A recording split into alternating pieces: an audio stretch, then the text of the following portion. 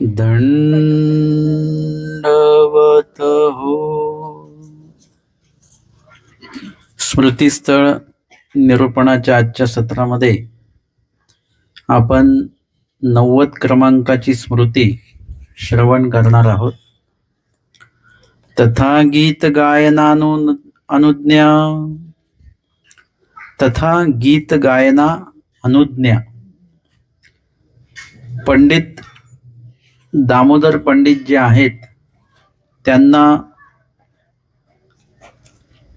गीतमाताचा बहुत भर त्यांना झालेला होता आणि यामध्ये काय झालेलं की सतत काही ना काही काव्य ते तयार करत राहायचे आणि विजिनी बैसोनी ते गीत श्रवण करायचे आणि गीत स्वतः ते तयार करायचे, काव्य स्वतः ते तयार करायचे आणि ते गायन करायचे. आणि त्यांना मग भट्टोबासांनी एकदा सांगितलं की तुम्हाला गीत गाता येणार नाही, कारण की स्वामींनी गीत विखो सांगितलेलं आहे. आणि तेव्हापासून मग पंडित बास जे आहेत ते गीत गात नव्हते वगैरे असा त्यांनी नियम केलेला होता. परंतु त्यांनाच गीत गाण्यासाठी भट्टोबासांनी परत अनुज्ञा दिलेली आहे. एकू दिसू पंडित बास विजनी बैसले असती. एकदा पंडित बास विजनाला बसलेले होते तव भट्टोबास विजने पडताळीत पडताळीत तेथ आले. आणि भट्टोबास विजने पडताळीत पडताळीत भट्टोबास विजने पडताळीत पडताळीत म्हणजे जे जे कोणी विजनाला बसलेले आहेत किंवा जे कोणी चिंतन करण्यासाठी म्हणून आश्रमातनं रानामध्ये गेलेले आहेत, स्वामींनी सांगितलं की झाडातळी विजन कीजे. म्हणजे जे काही शास्त्र चिंतन केलेलं आहे त्या शास्त्र चिंतनाचं परत चिंतन आपल्याला करायचं आहे. जे काही शास्त्र श्रवण केलेलं आहे, निरूपण ऐकलेलं आहे, घोक ऐकलेलं आहे, त्याचं परत चिंतन केलं जातं. त्याला चिंतनी असं म्हटलं जातं. ते चिंतनी एक दोन जे कोणी जाळीदार आहेत त्यांच्या संपर्काने त्यांच्यासोबत ते केले जाईल किंवा बाकीचे जेवढे कोणी आहेत त्यांच्या माध्यमातून त्यांच्यासोबत चिंतनी केल्या जाते. आणि परत स्वतःचं चिंतन एकट्याने बसून करायचं, त्याला विजन असं म्हटलं जाईल. विजन म्हणजे ज्यामध्ये इतर कुठले जन नाहीत ते विजन. हे सगळं लिहून घ्या बरं का, किंवा लक्षपूर्वक ऐका. हे सगळं आपल्याला परीक्षेमध्ये येणार आहे. तोंडी परीक्षा असेल, लेखी परीक्षा असेल, त्याच्यामध्ये हे येईल. आणि विजनी ते बसलेले आहेत आणि भट्टोबास विजन पडताळीत म्हणजे शिष्यमंडळी जे आहेत ते कशा प्रकारे मार्गकुळ गुरुकुळ जे आहे ते कशा प्रकारे शास्त्र चिंतन करत आहेत किंवा विजनी काय करत आहेत हे पडताळण्यासाठी म्हणून आलेले आहेत. श्री गुरूंचं ते कार्य आहे की जे शिष्य आहेत त्या शिष्यांकडनं योग्य प्रकारे धर्माचं आचरण घडतं की नाही घडत ते पडताळण्यासाठी म्हणून श्री गुरुजी जे आहेत ते विविध माध्यमातून शिष्यांची तपासणी करत असतात. आणि त्यांना कदाचित शास्त्र सांगताना त्यांना शास्त्र विचारल्या जाईल. आम्ही संवत्सर वगैरे त्या ठिकाणी असताना असं हे करायचो की परीक्षा घेतली पाहिजे. मामाजी सांगायची काही अशी लेखी परीक्षा घेण्याची आवश्यकता नाही. तुम्हाला असं कुठलंही असं पोथी चालू असताना तुम्हाला कुठलाही प्रश्न विचारला जाईल त्याचं उत्तर तुम्हाला आलं पाहिजे लगेच. हीच तुमची परीक्षा. म्हणजे हे काय आहे, हे सुद्धा त्या शिष्याला तपासण्याचंच कार्य आहे, हे पडताळणं आहे. आणि म्हणून गुरु निमित्ते जे असतात, सुहृद असतात, ते शिष्यांना तसं तपासत राहतात. आणि शिष्य काय करत आहेत, योग्य प्रकारचं स्मरण त्यांचं सुरू आहे का, चतुर्वी स्मरण सुरू आहे का, किंवा निर्दोष स्मरण त्यांचं सुरू आहे का. स्मरण तर सुरू असतं सगळ्यांचं, पण ते सदोष आहे का निर्दोष आहे हे श्री गुरुजी तपासत असतात. आणि शास्त्र चिंतन सदोष आहे का निर्दोष आहे हे देखील बघितल्या जात असतं. खूप वेळा शास्त्र चिंतन केल्या जातं, परंतु ते काय होतं, ते थोडस सदोषाकडे जात असतं. चुकीच्या पद्धतीने शास्त्र चिंतन होत राहतं. आणि म्हणून ते जे चिंतन केलेलं आहे, जसं आमचे स्वामी उंच मठामध्ये जेव्हा जातात आणि तिथे त्यांना विचारतात की बाबा ते जे काही शास्त्र तुम्ही ऐकलेलं आहे, निरूपण श्रवण केलेलं आहे, तर ते निरूपण श्रवण तुम्ही जे केलेलं आहे ते तुम्हाला समजलेलं आहे का? हो समजलं. पहा म्हणा बरं. आणि त्यांनी ते म्हणून दाखवलं. स्वामी म्हटले नाही, तुम्हाला समजलंच नाही. खूप वेळेला आपल्याला विषय समजत नाही असं होतं आणि आपल्याला वाटतं की आपण ते पाठ केलेलं असतं पण विषय समजलेला नसतो. जसं संहार प्रकरण पाठ केलं पण ते समजलं का? कसा संहार होतो माहितीये? नाही. संसरण प्रकरण पाठांतरे अर्थसकट, परंतु संसरण कसं होतं, रचना कशी होती सृष्टीची नाही कळाली, लक्षात नाही येत आपल्या. म्हणजे काही काही वचन लक्षात येत नसतात. जसं ते अन्यवार्ता करू नका, अन्यवार्तेपेक्षा काय करा, हा निद्रा करा. हे वचन समजलं का? नाही समजलं. फक्त पाठांतर झालं, ते अर्थही पाठ झाला त्याचा, परंतु वचन समजलं नाही. किंवा त्या वचनाचं आचरण जे आहे ते निर्दोषपणे आपण आचरत नाही, सदोषपणे त्याचं आचरण करतो आहोत. त्यामध्येच ते येतं. स्मरण देखील सदोष कसं झालं? स्मरण तर निर्दोष असतं, पण स्मरणामध्ये आपलं नामस्मरण करणं हे निर्दोष कार्य आहे, परंतु त्या नामस्मरणामध्ये आपण काही गोष्टी सदोषपूर्वक करत असतो. म्हणजे त्यामध्ये आपण काहीतरी बडबड करत असतो म्हणा, अन्यवार्ता करत असतो. शास्त्र चिंतन देखील हे कसं आहे? निर्दोषच आहे. परंतु त्या निर्दोष शास्त्र चिंतनामध्ये आपण जेव्हा सोक्तीचे काही अर्थ लावतो त्यावेळेला ते शास्त्र चिंतन सदोष या प्रकारामध्ये ते मोडल्या जात असतं. आणि म्हणून हे पडताळण्याचं कार्य श्री गुरुजींचं आहे की त्या ठिकाणी ते जी क्रिया आहे ती सदोष आहे की निर्दोष आहे ते आपल्याला नंतर ते श्री गुरुजी जे असतात ते आपल्याला सांगत असतात. आणि त्यामुळे या ठिकाणी हे लक्षात घेतलं पाहिजे की आमच्या स्वामींनी जसं सांगितलेलं आहे की 7 दिसा आपल्या गुरुजींना आपण भेटलं पाहिजे. ते ह्यासाठीच भेटलं पाहिजे की जेणेकरून आपलं जे आचरण आहे ते किती योग्य आहे किती अयोग्य आहे ते आपण तपासायचं नसतं. आपण तपासतो तेव्हा ते बरोबरच असतं, परंतु गुरु जेव्हा तपासतात तेव्हा त्याच्यामध्ये अनेक चुका निघू शकतात. आणि त्यांनी ते तपासून त्या चुका आपल्याला दाखवल्यानंतर आपण काय करायच्या, त्या चुका दुरुस्त केल्या पाहिजेत. आणि म्हणून श्री गुरुजी एकतर स्वतः ते पडताळायला येतील किंवा आपण त्यांच्याकडे स्वतः जायचं. अशा प्रकारे हे कार्य देवाणघेवाण जे आहे गुरु आणि शिष्यांचं हे होणं जास्त गरजेचं आहे.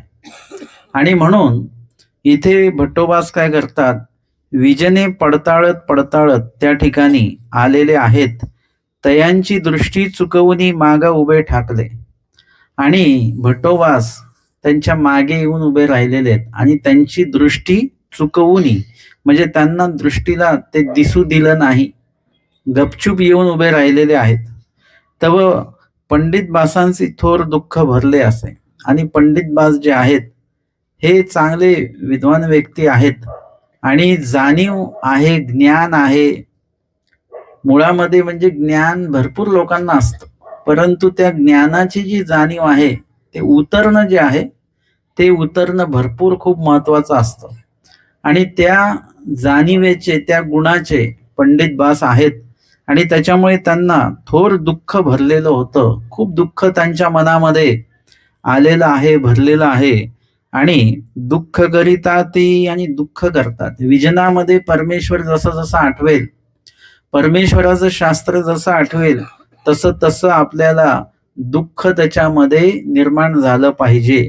म्हणजे एखादं वचन अभ्यासताना, ते वाचताना, ते वचन मी पाळत नाही याचं दुःख आपल्याला आलं पाहिजे, त्याच्यामध्ये निर्माण झालं पाहिजे. म्हणजे आपण जर का वचन वाचलं की वानरे शरस पिती आणि उडून जाती, हे वचन वाचताना भटोबासांबद्दलचा आनंद, आणि आपण मात्र रस पिऊन त्या रसामध्येच आपण अडकून राहतो. अशा प्रकारचं दुःख ते वचन वाचताना, प्रत्येक वचन वाचताना तुम्हाला तसं, आचाराचं वचन वाचताना, अस्तिबरीचं वचन वाचताना, आचारपर जेवढं काय आहे ते वाचताना आपल्याला त्याच्यामध्ये ते दुःख जे आहे ते निर्माण होणं खूप गरजेचं आहे.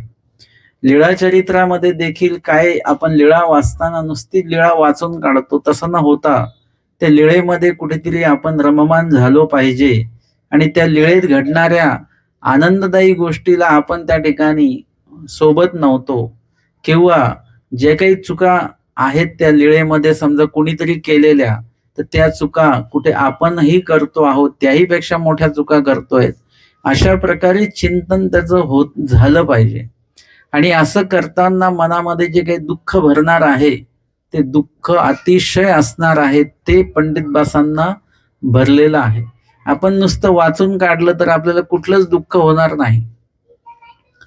आपलं जर का ते रमणरूप होऊन वाचलो, जन्मजीवितपूर्वक जर का ते वाचलं, तर निश्चितच आपल्याला स्वामी जिथे विनोद करतात तिथे आपण मनापासून प्रसन्न होणार आहोत, आणि जिथे काहीतरी असं स्वामी खंती स्वीकारतात तिथे अतिशय दुःख आपल्या मनामध्ये उमळणार आहे.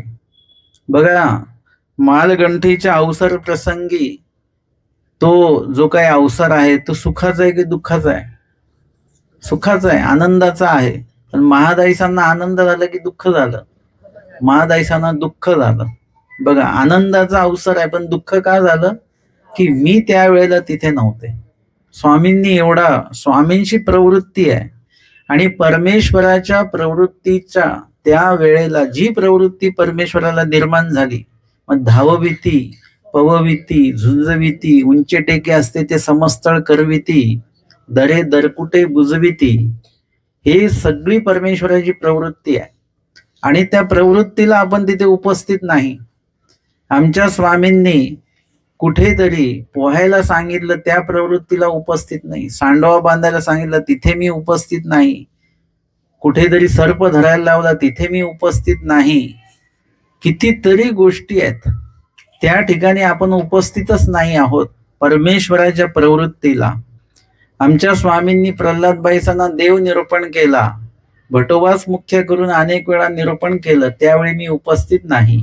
मालगंठीचा अवसर आहे, आपण उपस्थित नाही. महादाईसा का होईना, नंतर का होईना पण उपस्थित झाल्या, आपण उपस्थित नाही झालो. आपली उपस्थिती दुसरीकडे आहे, तिथे नाही आहे. बरं, तिथे उपस्थित राहून सुद्धा काय केलं आपण? उपस्थित देहाने झालो, मनाने उपस्थित नाही राहिलो आपण.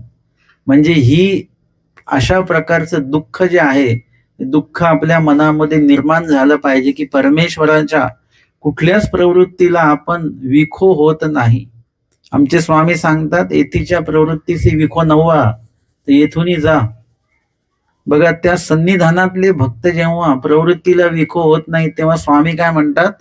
त्यांना जायला सांगतात.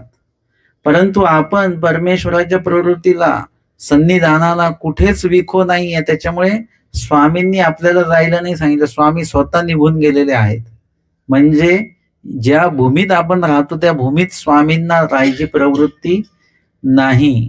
अशा प्रकारचं लीळा चिंतन, शास्त्र चिंतन करताना अशा प्रकारचं देखील चिंतन आपल्याला करता आलं पाहिजे. तेव्हा जाऊन कुठेतरी स्मरणामध्ये दुःख, स्मरणामध्ये अश्रुपात आपला होईल, ते तेव्हा दुःख होईल. तोपर्यंत ते दुःख होणार नाही. नाही तर रोज हे प्रभू राजसी ताम रोज म्हणतात लोक, ते प्रायश्चित घ्या, प्रायश्चित घ्या.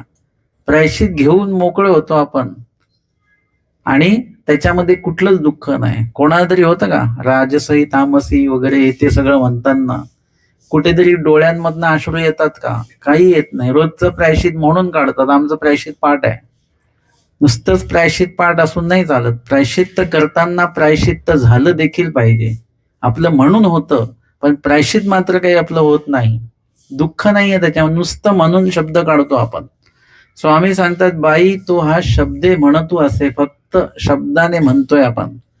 एका ऐसेचे होऊन टाकले. एका ते कोणाला? पंडित बासांना. जे काही प्रायश्चित्त ते म्हणतात ते होऊन ठाकले, म्हणजे ते दुःख उतरलं त्यांच्यामध्ये सगळं काही.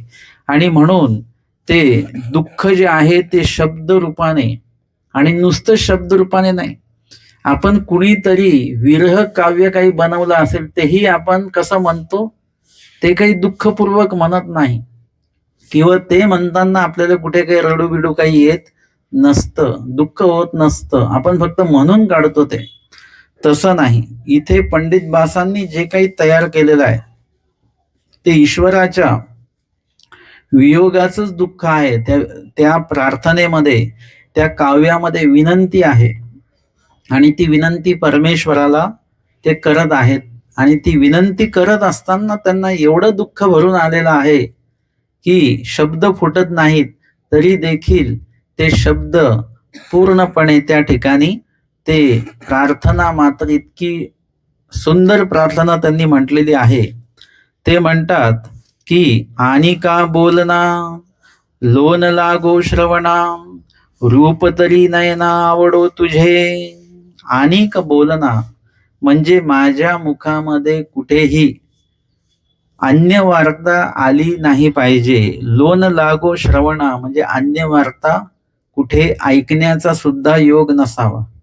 बोलण्याचा योग नसतो आपला, आपण गाठी घेऊन बसू, पण ऐकण्याचा योग असतो, कारण आपल्या बाजूला सगळे अन्य वार्ता करणारे बसलेले आहेत. आपण धर्माची लोक पण जोडलेली, ती कशी जोडलेली आहेत? अन्य वार्ता करणारे. लक्षात घ्या, धर्माची लोकच आहेत, आपण अन्य लोकात नाही गेलो, पण धर्माची लोक पण अन्यच वार्ता करणार आहेत. अन्य लोकांना भेटलं काय आणि धर्माच्या लोकांना भेटलं काय? सारखंच आहे, फक्त दंडवत दंडवत एवढीच धर्म वार्ता आहे, बाकी इथून तिथून अन्य वार्ताच आहे. काय उपयोग आहे धर्मयुक्त लोकांना भेटून? म्हणून स्वामी सांगतात एकला विजय. कारण की येणारे जे काही संपर्कातले जे आहेत, धर्म आचरण्यासाठी येणारे आहेत, ते सगळेच काही धर्मवान असतीलच असं नाही. प्रत्येकाकडे कुठला कुठला दोष असेल, तर त्यांच्यामुळे आपली धर्महानी होता कामा नये. म्हणून एकला विजया म्हणजे तुम्ही एकटे धर्म आचरण करा, एकटे चिंतन करा, एकटे विजन करा. म्हणून एक तर आपण आपल्या तोंडावर नियंत्रण आणू शकतो, अन्य वार्ता करणार नाही, पण दुसऱ्यांच्या तोंडावर कसं आणणार? कानावर नियंत्रण कसं आणणार तुम्ही? ऐकायला मिळतं आहे तर ऐकायला येणारच ते. मग त्या ठिकाणी इथे प्रार्थना कोणाला करावी लागेल? ही देवाला प्रार्थना करावी लागेल की माझ्या मुखामध्ये अन्य वार्ता येऊ नये. कधी येणार नाही? जेव्हा परमेश्वर हृदयगाम्य असतील तेव्हा अन्य वार्ता नाही होणार, अजिबात होऊ शकत नाही. तुम्हाला जर का सांगितलं ही लीळा तुम्हाला आता पाठ म्हणून दाखवायची आहे, आता तुम्ही दुसऱ्या वार्ता तुमच्या मनात येणारच नाहीत, तुम्ही ती लीळाच पाठ करणार सतत. तुमच्याशी कोणी बोलायला लागले की त्यांना तुम्ही गप्प करून टाकणार, गप्प बसा मला ती लीळा पाठ करायची आहे, की उठून तुम्ही दुसरीकडे निघून जाल. का? लीळा पाठांतर करायची आहे. ईश्वर हृदयामध्ये जर का एकदा आले, ईश्वर कार्य करण्याचं जर का अष्टोप्रहर स्वामींनी जे ईश्वर आठवायला सांगितले त्याच कारणामुळे, की अष्टोप्रहर अन्य वार्ता मुखात नाही आली पाहिजे. आणि जर का ईश्वर हृदयामध्ये असतील तर अष्टोप्रहर काय, मरेपर्यंत आपल्या मुखामध्ये अन्य वार्ता हा प्रकार येणार नाही. स्वामी सांगतात त्यांचे उठणे बैसणे म्हणजे त्यांच्यासारखं कुणीच उठत बसत नव्हतं. कुठपर्यंत? किती वर्ष? जेवढ्या वर्ष होते स्वामींसोबत. कोण? निळभट्ट 16 वर्ष स्वामींच्या सन्निधानी होते. त्या स्वामी सांगते त्यांच्यासारखं उठणं बसणं कुणालाच नाही माहिती, सन्निधानातल्या लोकांना स्वामी सांगतात. आपलं तर विशेष सोडून द्या. म्हणजे इथे इतकं त्यांचं ते काही परमेश्वर हृदयात बसलेले असल्यामुळे त्यांचं सर्व कार्य परमेश्वर एके परमेश्वर. बाईसांचं सर्व कार्य परमेश्वर एके परमेश्वर, दुसरं नाही. अन्य बोलणे तर नाहीच, पण अन्य क्रिया देखील नाही. आमचे भट्टोबास म्हणतात की श्री प्रभूंच्या सेवे व्यतिरिक्त भट्टोबासांना जर का कोणी दाखवलं, मला माहीम भट्टांना जर का कोणी दाखवलं, तर माहीम भट्टेर मी त्यांना काय सांगेन? महावाक्य निर्वचन सांगेन. म्हणजे महिमभट्ट श्री प्रभूंच्या सेवेव्यतिरिक्त दुसरं कुठलंच कार्य करत नाहीत. इतकं त्यांच्या कार्यामध्ये सुद्धा अन्य कार्य नाहीये. आणि इथे का बरं असं ना, परमेश्वर हृदयामध्ये असल्यामुळे अन्य कार्य कुठलंच नाही. तशा प्रकारे ती प्रार्थना आहे की अन्य वार्ता जी आहे ती होता कामा नये. अन्य जे काही बोलणं आहे, अन्य जे काही शब्द आहेत ते आपल्या मुखामध्येच नाही आले पाहिजेत. आणि लोन लागो श्रवणा म्हणजे त्या बोलण्याची आपल्याला कधी कधी असं असतं की आपण बोलत का नाही, पण आपण ऐकत राहतो है ना. जे हे लावून देतात ना, रेडिओ लावून देतात, ते बोलतात का काही? ते बोलत नाही पण ऐकतात. ते म्हणतात आता ते हे लागलं असेल ते लावा. टीव्ही लावता तुम्ही, त्याच्यामध्ये तुम्ही बोलता का ते टीव्ही सोबत? काही नाही, तेव्हा गपचूप बसलेलो असतो आपण. अन्य वार्ता बिलकुल करत नाही. परंतु अन्य वार्ता ऐकण्याचं लागले पण आहे. आता ते काय म्हणतात, आता हे काय म्हणतात, आता ते काय म्हणतात, हे ऐकतो आपण. काही संगीत ऐकतो आपण, म्हणजे त्या संगीत ऐकताना बोलत नाही, परंतु ऐकण्याचं जे काही लागले पण आहे अन्य वार्ता ऐकण्याचं. धर्मवार्ता नाही बरं का. धर्मवार्ता लागली की लगेच डोळे बंद व्हायला लागतात. हा, आणि अन्य वार्ता असेल तर बंद होणारे डोळे पण असे उघडतात लगेच. झापड आलेली असते झोपेची, ती लगेच निघून जाते. का बरं? हे लोन लागो श्रवणा म्हणजे अन्य वार्ता ऐकण्याचं जे लागले पण आहे, अन्य वार्ता ऐकण्याची जी सवय आहे आपल्याला, ती पण नाही लागली पाहिजे. आपल्याला निंदा आपण कोणाची करत नाही, पण निंदा ऐकण्याची खूप सवय असते. कोणाविषयी काय चालू आहे आपण मग ते विचारतो, यांचं काय चालू आहे, त्यांचं काय चालू आहे. त्यांनी विचारलं ना, भटोबासांचे मावस भाऊ लखुदेव, त्यांनी विचारलं आजकाल भटोबासांचं काय चाललंय, काही कानावर येऊन नाही राहिलं त्यांचं. म्हणजे कानावर आलं पाहिजे, काय वाईट म्हणा चांगलं म्हणा असं. ते म्हणतात तुम्हाला माहिती नाही का, ते स्वामींच्या सन्निधानी असतात. स्वामींचं नाव घेतल्या घेतल्या त्यांना वेद निर्माण झाला. आपण तर रोज गाठ्याच्या गाठ्या स्मरण करतोय. गाठी काळी झाली पण जीव स्वरूप काही आपलं उजळलं नाही. आपल्याला काही देवाचा वेद नाही लागला. परंतु त्यांना एका नामामध्ये म्हणजे धर्मवार्ता आणि अन्य वार्तातला फरक आहे की अन्य वार्तेचा देखील वेद असतो, तसा धर्मवार्तेचा देखील वेद, आमच्या स्वामींच्या नामाचा देखील वेद आहे. म्हणजे ते देखील, ते जे काही नाम घेतलं गेलं तेवढ्या वेळात ती धर्मवार्ताच होती. किंवा दादोस म्हणतात भट्टोबासांना, माझ्यापासून वेद होईल पण किंवा नाही पण होईल, पण आमच्या स्वामींपासून मात्र वेद होणारच. एवढं वाक्य मात्र धर्मवार्ता आहे बरं का. आमच्या स्वामींपासून वेद होणारच. आणि लगेच त्यांना वेद झालेला आहे. ज्याच्यामुळे देवाचा वेद होतो आपल्याला, ती सगळी धर्मवार्ता आहे, ते सगळं धर्मश्रवण आहे. आणि म्हणून आपल्याला त्या वेळेला काय करता आलं पाहिजे, परमेश्वराच्याच जे काही चिंतन आहे, शास्त्र आहे, तेच ऐकण्याची सवय आपण आपल्याला लावून घेतली पाहिजे. दुसरं जर का तुम्ही ऐकलं तर मग दुसरं ऐकल्यानंतर तुमचं ऑक्सिजन लेवल कमी झाली पाहिजे, बेचैन झालं पाहिजे आपण की नको हे नका लावू, है ना. तुम्हाला तुमच्या कानाजवळ कर्कश आवाज लावला की तुम्हाला ऐकू वाटतं का ते? तुम्हाला हे डोकं उठून आलं माझं असं लगेच तुम्ही बोलता. आणि एकदम चांगलं संगीत लावलं तर मग ते ऐकू वाटतं.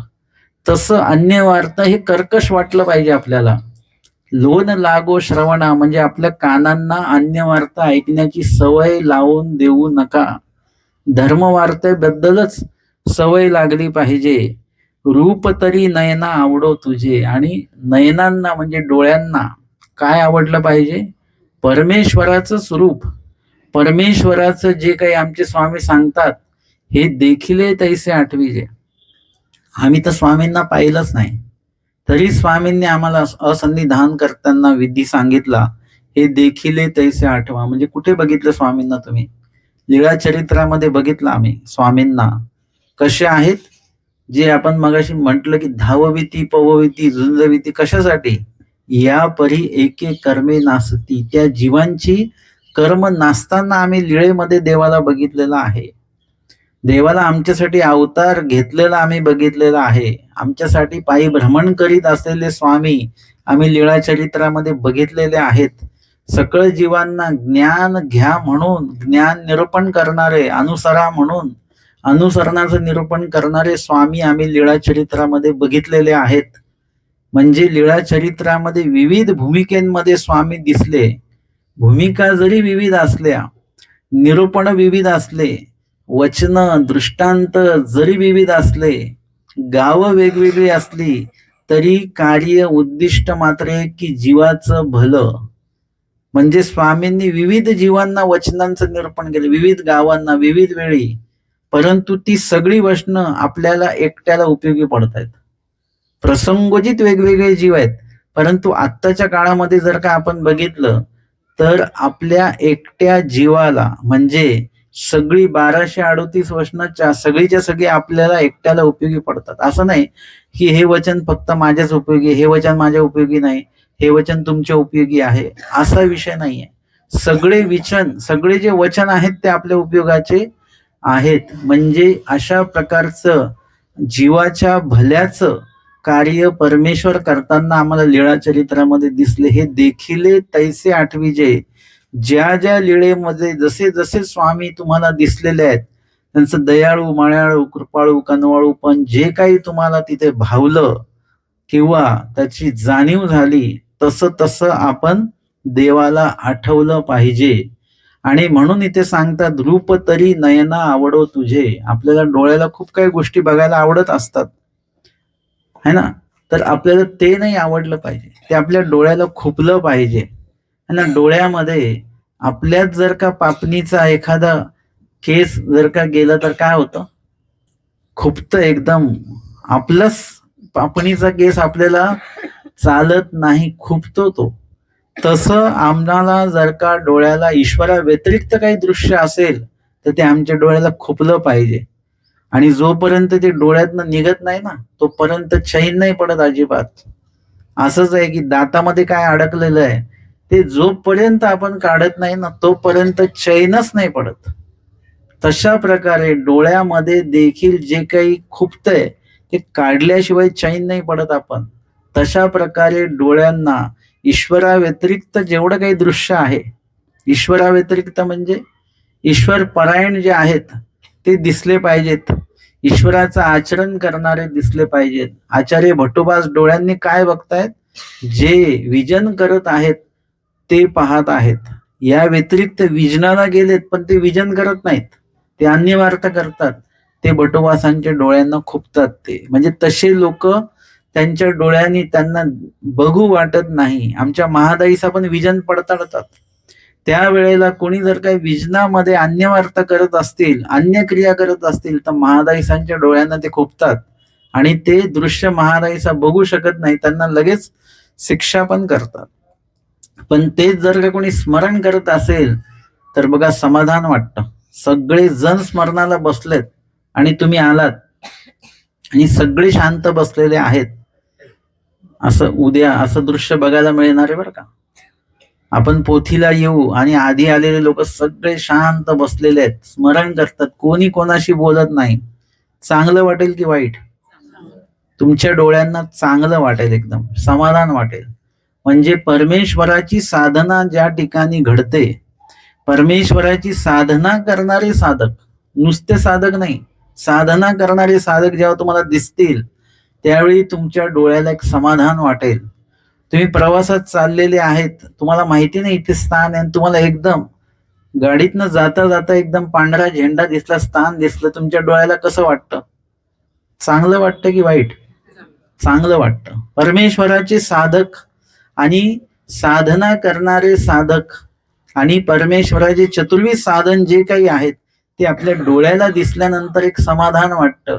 लीळाचरित्र कुठे दिसलं की समाधान वाटतं. स्मृतिस्थळ, सूत्रपाठ वगैरे ह्या काही गोष्टी बघितल्या की डोळ्याला समाधान वाटलं पाहिजे. अधिकरण भेटले, मार्ग दिसला, भेटला, सेवा दिसली की समाधान वाटलं पाहिजे. ह्या सगळ्यांमध्येच परमेश्वर आपल्याला भेटणार आहे. या सगळ्या क्रियेमधनं परमेश्वरापर्यंत पोहोचता येणार आहे. एकमेका भेटल्यामध्ये काय फक्त साधक साधक नाहीये, नुसते चर्चा करणारे नाहीत, नुसते स्मरण करणारे नाहीत. एकमेका भेटल्यामध्ये एक म्हणजे आपण आहोत आणि दुसरं म्हणजे परमेश्वराचं कुठलंही साधन आहे, असा एक वेगळा अर्थ घ्या.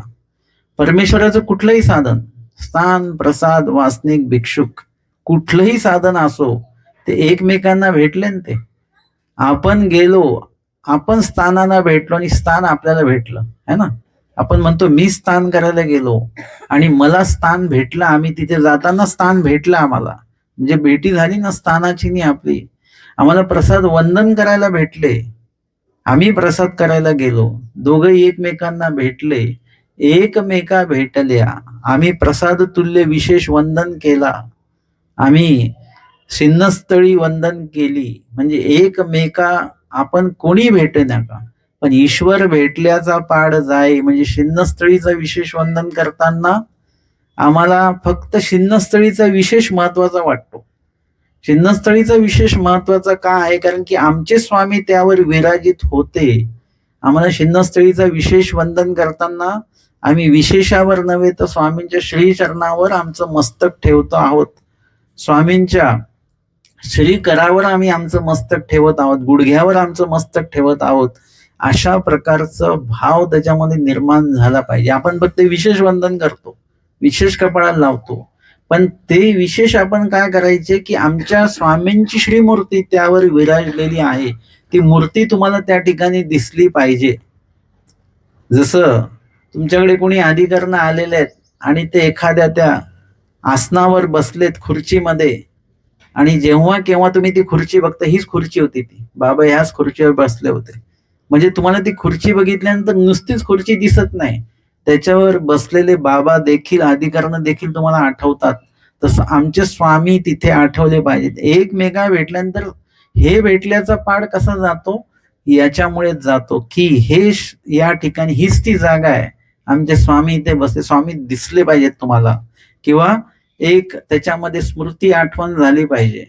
शास्त्र चिंतन करताना देखील शास्त्र आपल्याला भेटलं, वाचायला मिळालं, ऐकायला मिळालं, किंवा त्यावर बोलायला मिळालं आपल्याला. म्हणजे काय झालं की हे शास्त्र कोणी सांगितलेलं आहे, एक एक वचन तुम्ही म्हणाल ना, तुम्ही म्हणता की आम्ही ह्यांच्याकडनं घोक घेतला, त्यांच्याकडनं घोक घेतला. अजून मुळात जा. हे जे वचन आपण म्हटलो ना, सृष्टीमध्ये कवणे करणे, हे म्हटलंय कोणी, हे श्री चक्रधर स्वामींच्या मुखातलं वाक्य आहे. जसेच्या तसं वाक्य आम्हाला आलेलं आहे, वाचायला मिळत आहे. म्हणजे वचन आम्हाला भेटलं. ते वचन नुसतं नाही भेटलं, ते शब्द नाही भेटले, त्या शब्दांमागचा जो आवाज आहे तो स्वामींचा आहे. ते शब्द ज्यांनी म्हटलेले आहेत ते स्वामींच्या श्रीमुखातले शब्द आहेत. म्हणजे ते शब्द वाचताना तुम्हाला स्वामी आठवले पाहिजेत. एकमेका भेटल्या, हे भेटल्याचा पाड आहे, तेव्हा जाईल तो तुम्हाला पाड. एखादे साधक भेटल्यानंतर नुसतेच साधक नाही, साधू भेटले, साधू भेटले, माणूस भेटला आपल्याला, साधू भेटले म्हणजे माणूस व्यक्ती, मनुष्य भेटला. परंतु तो मनुष्य आहे कोण, साधू आहे म्हणजे नेमका आहे कोण, हा आमच्या स्वामींचा साधक आहे, सेवक आहे. स्वामींसाठी सर्व त्याग करून आलेले आहेत हे. म्हणजे स्वामींचं नाव आठवलं तिथे. उपदेशी भेटले म्हणजे काय, सर्व धर्मांपरित्यज्य केलं त्यांनी, सर्व धर्मांचा त्याग करून ह्या धर्माचा स्वीकार केला. प्रपंचात राहतात, व्यवहारात राहतात, परंतु कुठल्याही धर्माचा अंगीकार करत नाहीत. असे हे परमेश्वराला एक प्रकारे समर्पित झालेले वासनिक आहेत. हे कोणाचे आहेत, हे माझ्या स्वामींचे आहेत. असा भाव जेव्हा तुमच्यामध्ये निर्माण होईल, त्या वेळेला प्रसाद वंदन करताना नुसतंच कपाळाला प्रसाद वंदन करत राहायचं, नुसतं तसं वंदन करून उपयोग नाही. मुळात जे प्रसाद तुम्ही वंदन करता, ते प्रसादाला आपल्या कपाळाचा स्पर्श देखील होत नाही, विशेषाला तरी होतो. मग काय, नुसतं वंदन तर होत नाही, मग प्रसाद वंदन कसं काय. तर ते तेव्हा आठवा की यामध्ये जे काही वस्त्र असतील ना, हे आमच्या स्वामींनी, तुम्ही कल्पना करून बघा थोडीशी, की स्वामींनी उपयोगात नेलेले वस्त्र त्याच्यामध्ये आहेत, जे आम्हाला दिसत नाही, स्पर्श देखील होत नसतील, परंतु त्याच्याने आपला अंतर जास्त नाही, तिथे जवळच आहे ते वस्त्र याच्यामध्ये आहेत. आम्हाला वस्त्र नाही दिसले तरी चालतील, नाही स्पर्श झाला तरी चालेल, पण स्वामींच्या स्मृतीचा स्पर्श मात्र त्याच्यातनं आम्हाला झाला पाहिजे, स्वामींची आठवण त्याच्यातनं आली पाहिजे. आणि हे वस्त्र आम्हाला दिसत नाही ना, तसं स्वामी पण आम्हाला दिसत नाहीयेत, ते स्वामी आम्हाला दिसले पाहिजेत. स्वामी का सांगतात की प्रसाद सेवा केल्यामुळे पुरुष धर्मी दक्ष का होतो, की तुम्हाला वाटलं पाहिजे तसं, तर तुम्ही दक्ष व्हाल. नुसतं कपाळ नुसतं त्याच्यात टेकवून टेकवून मग तुम्ही 50 आणि 100 आणि 150 आणि 200 प्रसाद केल्याने नाही होत काही. तो भाव त्याच्यामध्ये निर्माण झाला पाहिजे. आमच्या स्वामींचे वस्त्र याच्यामध्ये आहेत. हा भाव जेव्हा निर्माण होईल तेव्हा देवाची आठवण येईल आणि कधी ते देव दिसतील अशा प्रकारचं दुःख तयार होईल. तेव्हा एकमेका भेटल्या नुसतंच मनुष्य मनुष्य नाही, याच्यामध्ये चतुर्विध साधन आपण त्याच्यामध्ये घेतलेले आहेत आणि ते एकमेकांना भेटल्यानंतर परमेश्वर भेटल्याचा भाव तयार होतो. हे सगळं डोळ्यांना आम्हाला दिसलं पाहिजे आणि डोळ्यांनी ते बघितल्यानंतर अंतरामध्ये समाधान आमच्यात तयार झालं पाहिजे. आणि म्हणून म्हणतात की रूप तरी नयना आवडो तुझे, तुझे जे काही रूप आहे ते आमच्या नयनांना डोळ्यांना ते आवडलं पाहिजे, अशा प्रकारचं चिंतन त्याच्यातनं आहे. तू परदैव इतुले जाणे बहुते विघ्ने झांकली ती. म्हणजे भरपूरशे काही विघ्न आहेत. ते विघ्न काय आहेत हे परमेश्वरा तुला हे सर्व काही माहिती आहेत की हे सगळं विघ्न जे आहेत ते मला त्रास देतात.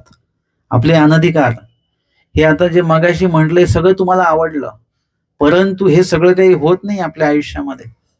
आपल्या डोळ्यांना देवाचं रूप आवडत नाही, कानांना धर्मवार्ता आवडत नाही किंवा बोलण्यासाठी पण धर्मवार्ता आपल्या मुखात येत नाही. हे ऐकायला छान वाटलं सगळं. का बरं असं? ना हे परमेश्वरा तुला हे सगळं माहिती आहे की बहुते विघ्ने म्हणजे अनधिकार एवढे जोडून ठेवलेत आम्ही, ते अनधिकाराने मला व्याप्त झालेलो आहे. ते ज्ञान ऐकलं, तुम्ही कुठल्याही मार्गात गेलात, पोथी ऐकली, श्रवण केलं आणि ते सगळं ऐकून देखील ते ज्ञान आपल्या हृदयामध्ये पाझरत का नाही? आलं पाहिजे ना. जसं ते कडधान्य तुम्ही भिजवता, त्यातलं 1-2 कण कडधान्याचे दाणे असे असतात की जे भिजतच नाही. त्याला कुकरला लावा, काही करा, ते त्याच्यामध्ये आतमध्ये पाणी झिरपतच नाही. ते ओलावा त्याच्यामध्ये येत नाही. का बरं? दृष्टांत आहे ना कुठला तरी असा. ते पाण्यामध्ये राहतं तरी ओलावा होत नाही. तुम्ही ऐकता का दृष्टांताचं? सध्या चालू आहे पाणी अंतुल गुंड्याचा. तो पाण्यामध्येच आहे, परंतु तो ओला दिसे, परंतु अंत फोडून पाहे तर कोरडा असे. का बरं आतमध्ये पाणी नाही जात त्याच्या? कारण की तो पूर्णपणे असा अनधिकार आहे तो आपल्या जीवाकडे. तसे आपण दगड आहोत पाण्यातले. धर्मवार्तेत जातो आपण, पोथीत जातो, सगळीकडे जातो आपण, पोथ्या वाचतो, पुस्तकं वाचतो, पण ते वरवडे सगळं आहे, भितरांत आतमध्ये काहीच नाहीये. ते पाटीवर लिहिल्यासारखं आहे, ते पुसल्या पण जातं. पाटीवर लिहिलेलं पुसल्या जातं, पण दगडावर कोरलेलं ते आपण हे करू शकतो का? ओल्या कपड्याने पुसून काढलं तर पुसल्या जातं का? दगडावर जे कोरलेलं आहे असं कोरल्या गेलं पाहिजे. ते पेरल्या पण गेलं पाहिजे. नुसतंच कोरल्या गेले नाही पाहिजे ते शब्द, ते पेरल्या गेले पाहिजेत आणि ते आपल्या अंतःकरणामध्ये त्याची पाळं मुळं आमचे स्वामी शांतीचे रोप लावावे. म्हणजे हेच परमेश्वर शास्त्राचं रोप लावलं गेलं पाहिजे आणि त्याची जी मुळं आहेत ती मुळं आपल्या अंतरात गेली पाहिजेत आणि त्याचं जे रोप आहे ना ते आचरणाच्या माध्यमातून ते प्रगट झालं पाहिजे.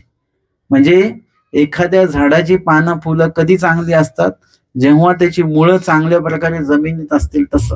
तसं आपलं आचरण जे आहे, ती झाडाची पानं फुलं वगैरे आहेत, ती कधी चांगली असणार आहेत? जेव्हा त्या झाडाची त्या आचरणाची पाळंमुळं हृदयापर्यंत गेलेली असतील, तेव्हा केव्हा ते आचरण अशा प्रकारचं असणार आहे, उत्तम प्रकारचं असणार आहे. आणि परंतु हे सगळं का नाही होत? कारण की आपलं हृदय तसं नाही आहे. प्रत्येक जमीन असते का तशी? एखादी सुक्षेत्राचा दृष्टांत सांगितला, तिथे हे सगळं घडतं. परंतु कुक्षेत्र असेल तर, मुरमाड जमीन असेल तर, नापीक जमीन असेल तर, खडकाळ जमीन असेल तर तिथे काहीच उगवत नाही. गवतं पण तेवढ्यापुरती तेवढी उगवतात, बाकी उपयुक्त असं काहीच नाही आहे त्याच्यामध्ये. अनुपयुक्त भरपूर काही येतं, उपयुक्त मात्र काही येत नाही.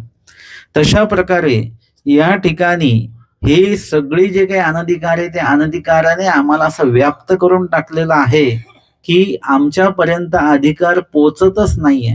ह्याचा विचार आपण केला पाहिजे. नुसतंच निरूपण ऐकू नका. या गोष्टी आम्ही एवढ्या ऐकून सुद्धा आमच्यामध्ये का नाही झिरपत? त्याचा विचार आपण केला पाहिजे. जीवे मी कही न विसंबे तुझ, हेची द्यावे मज गोविंद राजा. आणि ते देवाला प्रार्थना करतात दामोदर पंडित, की जीवे मी कही न विसंबे तुझ, म्हणजे मी कशाच प्रकारे देवा तुला विसरलो नाही पाहिजे, तुझ्याशिवाय मी राहिलो नाही पाहिजे.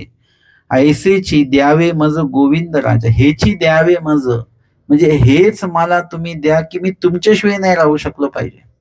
जसं श्वासाशिवाय आपण राहू शकतो का? पाण्याशिवाय राहू शकतो का आपण? पाण्याशिवाय राहू शकतो की नाही? राहू शकतो बरं का, एका विशिष्ट दिवस राहू शकतो. अन्नाशिवाय पण आपण राहू शकतो, पण श्वासाशिवाय राहू शकता का तुम्ही? नाही राहू शकत. तसं परमेश्वर आपलं अन्न पाणी नाही झाले पाहिजे, परमेश्वर आपलं काय झाले पाहिजे? श्वास झाले पाहिजेत. आणि श्वास नाही तर आपण नाही. तसं परमेश्वर श्वास, ते नाही तर आपण नाही. परमेश्वर जीवाचा आत्मा, ह्याच्याही पुढे जाऊन आत्माच परमेश्वर जीवाचा, असं झालं पाहिजे, तर मग आपण देवाशिवाय राहू शकत नाही. दृष्टांत आहे ना असा, लेकुरवाडी हे मातेचा दृष्टांत आहे. त्याच्यामध्ये ती आईशिवाय तो मुलगा राहत नाही, आईच पाहिजे. बरं, आई थोड्या वेळाने जाते तर शांत झाला असेल, खेळत असेल, नाही, तो आईचीच वाट बघत असतो. तर आई पण गेल्या गेल्या काय करते? पहिले त्या मुलाला जवळ घेते. म्हणजे देवाशिवाय जीव जर का राहत नाहीच अजिबात, नुसतं देव के देव, मग त्या जीवाला परमेश्वर काय करतात? स्वतः तिथे येऊन त्यांना भेट देतात. आणि म्हणून आचार्य भट्टोबासांना शिन्नस्थळी या ठिकाणी बीजे केल्यानंतरची गोष्ट, भट्टोबास उभय गंगा तीर वंदन करताना डोमेग्रामला आले आणि तिथे शिन्नस्थळीला स्वामींनी त्यांना स्वरूपाचं दर्शन जे आहे त्या ठिकाणी दिल्याचं चरित्रामध्ये त्याची नोंद आहे. अशा पद्धतीने हेची द्यावे मज, म्हणजे देवाशिवाय आपण जगलो नाही पाहिजे, राहिलो नाही पाहिजे, अशा प्रकारचं आपल्यामध्ये जीवत्व कार्यरूप होणं गरजेचं आहे. निरंतर करी मी तुमचे स्मरण, ऐसेची योका माझ्या मना गोविंद राजा. निरंतर करी म्हणजे निरंतर अंतर पडू न देता मी देवाचं स्मरण केलं पाहिजे. आपल्या स्मरणामध्ये अंतर नाही पडलं पाहिजे. आपण तर खूप अंतराने स्मरण करत असतो. आज सकाळी स्मरण केलं की लगेच उद्या सकाळीच, ते पण जाग आली तर, नाहीतर मग गेलं त्या दिवशीचं स्मरण. दुपारी करू तर दुपारी झोपलं ते 5 वाजताच उठलो, पोथीला पण येणं नाही झालं. म्हणजे आपल्या स्मरणामध्ये अंतर आहे, आपल्या अंतरात स्मरण नाही आहे. अंतरात जेव्हा स्मरण असेल तर स्मरणामध्ये अंतर तुम्हाला दिसणार नाही, सलग स्मरण राहणार.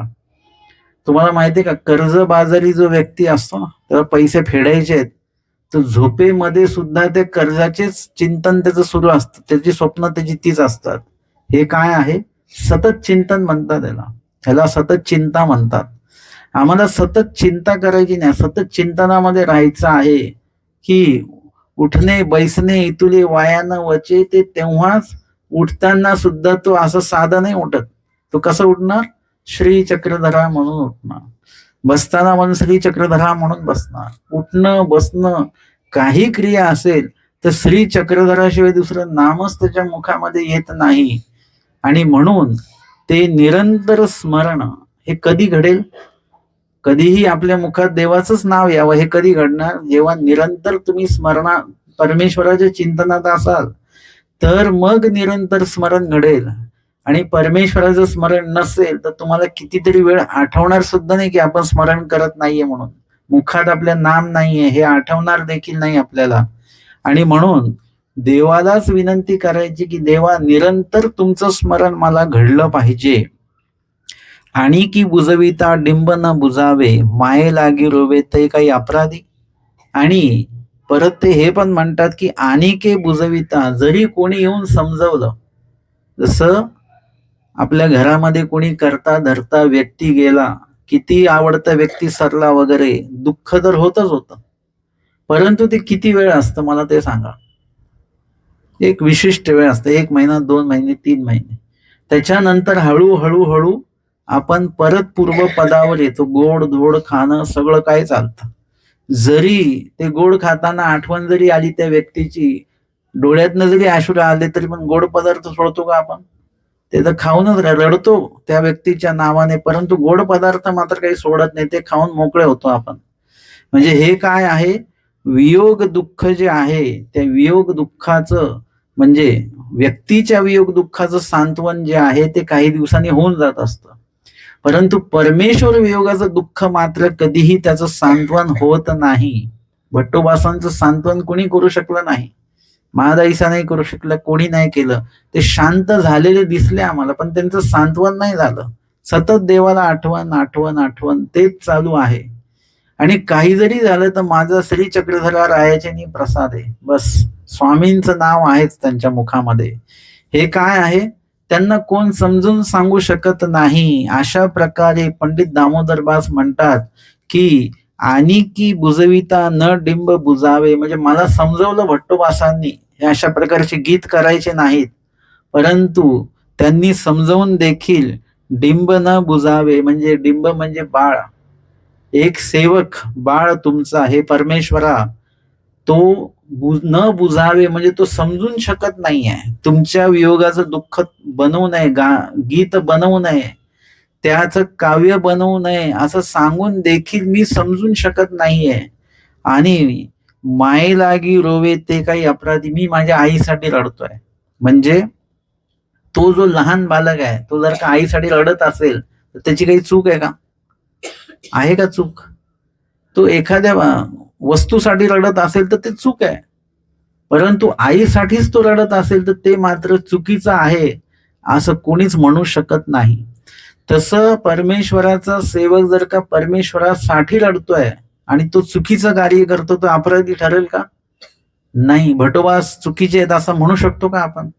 नाही म्हणू शकत. ते भिक्षा मागताना श्री चक्रधरण्या म्हणतात, ते चुकीचं म्हणतायत का? आपण म्हणू का त्यांना की ते भिक्षा असं म्हटलं पाहिजे, तुम्ही चुकीचं म्हणताय, श्री चक्रधरण्या म्हणतायत, भिक्षा असं म्हटलं पाहिजे, असं चूक काढू शकतो का आपण?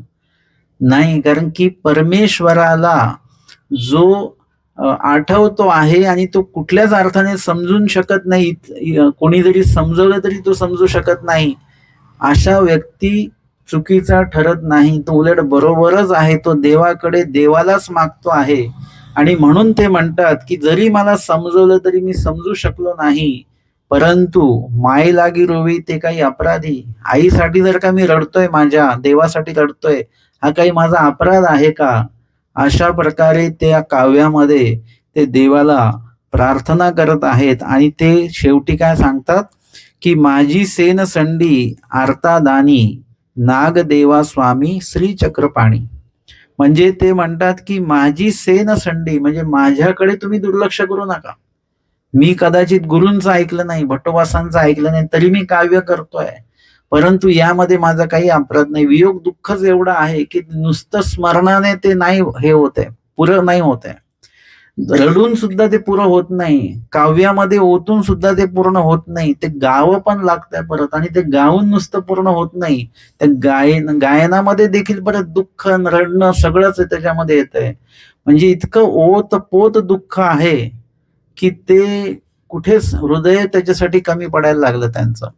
आणि म्हणून हे सगळ्या गोष्टी माझ्याकडनं होत आहेत, परंतु हे देवा माझ्याकडनं काही जरी चुका झाल्या तरी देखील माझी सेन संडी, म्हणजे माझ्याकडे तुम्ही दुर्लक्ष करू नका, माझ्याकडे तुम्ही कानाडोळा करू नका. कारण तुम्ही कोण आहात? आर्तादानी, आर्ताला दान देणारे आहात तुम्ही.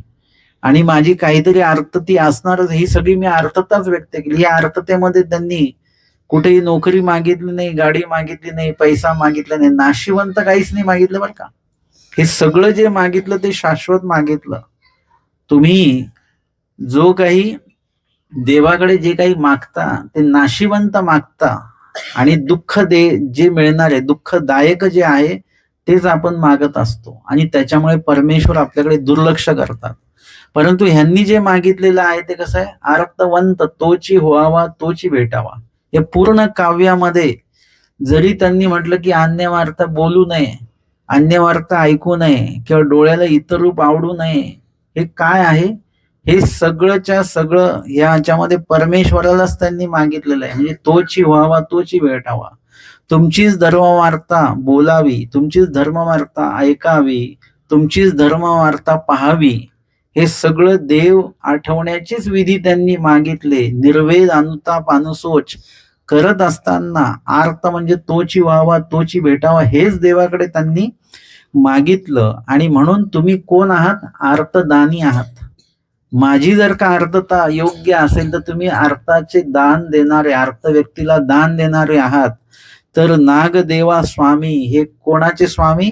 नागदेवाच्या देवा, तुम्ही श्रीचक्रपाणी, माझी एवढी विनंती तुम्ही ऐका. अशा प्रकारचं काव्य दामोदर पंडितांनी म्हटलं. अतिशय आर्ततेने ते म्हटलेलं आहे. आणि ऐसा गीतू निर्वेद पूर्वक गायला. निर्वेद म्हणजे दुःखपूर्वक. एरवी निर्वेदचा शब्द अर्थ काय होतो? मागील दोषांचा पोळ. तर यामध्ये मागील दोष पण आहेत, प्रस्तुत पण आहेत आणि भविष्यातील पण दोष आहेत. एकंदरीत इथे निर्वेद म्हणजे दुःखपूर्वक त्यांनी काय केलेलं आहे? ऐसा गीतू गायला, म्हणजे जे काही गीत गायलं. तुम्ही सुद्धा लीळापर भजन जर का म्हणत असाल तर निर्वेदपूर्वक ते गायन झालं पाहिजे, की तुमचं भजन ऐकताना त्या ठिकाणी इतरांच्या डोळ्यामध्ये देखील पाणी आलं पाहिजे. अशा प्रकारे त्या दिवशी निरूपण एका ठिकाणी माझं झालं 8 दिवस सावरगावला. आणि तिथून आल्यानंतर ते सगळे म्हणाले, बाबा ते निरूपण संपल्यापासून एवढं उदास वाटतंय आमच्या गावामध्ये, कोणालाच करमेना. मग दुसरीकडे बेलखेड्याला निरूपण असताना माझी शिकीन आहे छोटी, 9 वर्षाची आहे, ती आलेली होती. तिला आम्ही मनोगत व्यक्त करायला दिलं. ती 2-4 शब्द बोलली आणि मग ती बोलली की जेव्हापासून पोथी संपली तेव्हापासून आम्हाला कुणालाच करमत नाही, असं वाक्य बोलली. तिच्या डोळ्यात एकदम पाणी आलं, रडली. नंतर ती बोलू शकली नाही. परंतु तिथे समोर जेवढे कोणी बसलेले होते सगळ्यांच्या डोळ्यात पाणी आलं. सगळेच, पुरुष मंडळी पण महिला मंडळी पण.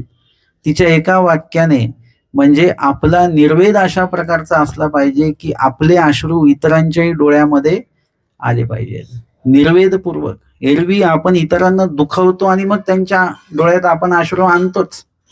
काहीतरी आपण योग्य प्रकारे न बोलता अयोग्य काहीतरी एखाद्याला बोलतो आणि त्याला दुखवतो आणि मग त्याच्या डोळ्यात आपण अश्रू आणतोच. पण आपल्या हृदयातला निर्वेद जो आहे, आपल्या हृदयातला जो वियोग जो आहे, तो इतरांच्या हृदयामध्ये आपल्याला टाकता आला पाहिजे आणि त्याच्या डोळ्यातही अश्रू उभे राहिले पाहिजे. अशा प्रकारचं स्मरणातलं दुःख, तुम्ही भजन म्हणत असाल त्यातलं दुःख, लीळा सांगत असाल तर त्यातलं दुःख, हे असं आपल्याला इतरांच्या हृदयात आपल्याला भरून देता आलं पाहिजे. असा निर्वेदपूर्वक गीत गायला तो भटोबासी उभया ठाकोनी अवघाची ऐकला. भटोबास त्यांच्या मागे उभे आहेत, त्यांना माहिती नाही आहे. आणि भटोबासांनी तो सर्व गीत त्यांचं मागे उभ्या ठाकून अवघाची ऐकला. मग ऐसे पुढा येऊनी म्हणीत आले. आणि नंतर मग पुढे आले, त्यांचं ते गीत संपन्न झालं, शांत झाले. आणि मग ते पुढे आले आणि मग ते म्हणतात, भटोबास, पंडिता आजी लागोनी तुझं गीत गावया अनुज्ञा गा. पंडिता, आजपासून, म्हणजे त्यांचं ते गीत आधीच्या टप्प्यामध्ये भट्टोबास त्यांना म्हणतात की तुम्ही हे गीत गायचं नाही, असं भट्टोबास म्हणतात. आणि जेव्हा हे त्यांचं निर्वेदपूर्वक त्यांचं गीत ऐकलं आणि ते ऐकल्यानंतर भट्टोबास त्यांना म्हणतात की पंडिता, की आज लागोनी तुझं गीत गावया अनुज्ञा गा. आजपासून तुम्हाला गीत गाण्याला अनुज्ञा आहे. का? कारण की त्यांनी जे गीत तयार केलेलं आहे ते निर्दोष आहे. त्यांनी जे गीत गायलं ते देखील निर्दोष आहे. त्या उद्दिष्टाने, ज्या उद्दिष्टाने ते बनवलंय ते देखील निर्दोषच आहे. आणि जी आर्तता त्याच्यामध्ये म्हणताना, व्याकुळता त्याच्यामध्ये ओतल्या गेली, ती देखील त्याच्यामध्ये निर्दोष आहेत. म्हणजे त्यांच्या त्या काव्यामध्ये बनवण्यापासून तर म्हणण्यापर्यंत कुठल्याच प्रकारचा दोष भट्टोबासांना काहीच दिसला नाही. सगळं निर्दोषपणा त्याच्यामध्ये. आणि त्या भट्टोबासांना कुठेतरी असं वाटलं की हे माझे शब्द आहेत की काय, म्हणजे मीच देवाला जणू प्रार्थना करतोय. आपली रचना अशा प्रकारची असली पाहिजे की आपल्याला वाटलं पाहिजे की इतरांना आपलं जे काही रचना आहे ती वाटली पाहिजे की आपलेच शब्द आहेत. जसं कधी कधी तुम्ही प्रश्न करता ना, प्रश्न कोणीतरी दुसरं करताना तुम्हाला वाटतं हे माझा प्रश्न आहे बरं का, हा म्हणजे माझी सुद्धा हेच प्रश्न, माझाही सुद्धा हाच प्रश्न होता. म्हणजे आपले प्रश्न देखील असे असले पाहिजे जे इतरांचे देखील इतरांना वाटलं पाहिजे हे आमचा प्रश्न पण हाच होता म्हणून आपलेसापणा त्याच्यामध्ये वाटला पाहिजे. तशा प्रकारे इथे भट्टोबासांनाही कदाचित वाटलं असेल की हे विरह दुःख तर मी देवाला बघितलेलं आहे, सन्निधानी राहिलेलो आहे, तर माझं विरह दुःख असणं स्वाभाविकच आहे. परंतु यांनी तर स्वामींना बघितलं नाही तरी देखील देवाच्या इतक्या वियोगामध्ये ते आहेत, ते भट्टोबासांच्या हृदयाला कुठेतरी ते भावलं असणार आहे. आणि ते म्हणतात आजी लागून तुझं गीत गावया अनुज्ञा गा. म्हणजे अशा प्रकारचे जर का काव्य असेल तर ते तुम्हाला तयार करायला आणि ते गायला तुम्हाला कुठल्याच प्रकारची हरकत माझी नाही. गोसावी म्हणितले असे, कारण की स्वामींनी देमतीला म्हटलेलं होतं की ये भिंती विकार होवावा तरी देमती गीत गाता होवावा. म्हणजे देमतीने जे गीत गायलेलं होतं त्याच्यामध्ये कुठल्याही प्रकारचा विकार दोष म्हणजे अधविकार रूपी दोष त्याच्यामध्ये नव्हता. आणि जर का या भिंतीमध्ये दोष असेल तर त्या देमतीच्या गायनामध्ये दोष असेल. तर भिंत जशी निर्विकार आहे तशी यांचं गीत देखील निर्विकार आहे. ऐशी श्रुती उच्चारुनी स्वामींच्या या श्रुतीचं श्रीमुख वाक्याचं आठवण भट्टोबासांनी त्या वेळेला केलेली आहे. आणि भट्टोबासी अनुज्ञा दिली म्हणजे पंडित बासांना भट्टोबासांनी गीत गाण्याला अनुज्ञा त्या ठिकाणी दिलेली आहे. अशा प्रकारे आजच्या सत्रामध्ये आपण या ठिकाणी 90 क्रमांकाची स्मृती श्रवण आणि चिंतन केलेली आहे. दंडवत हो.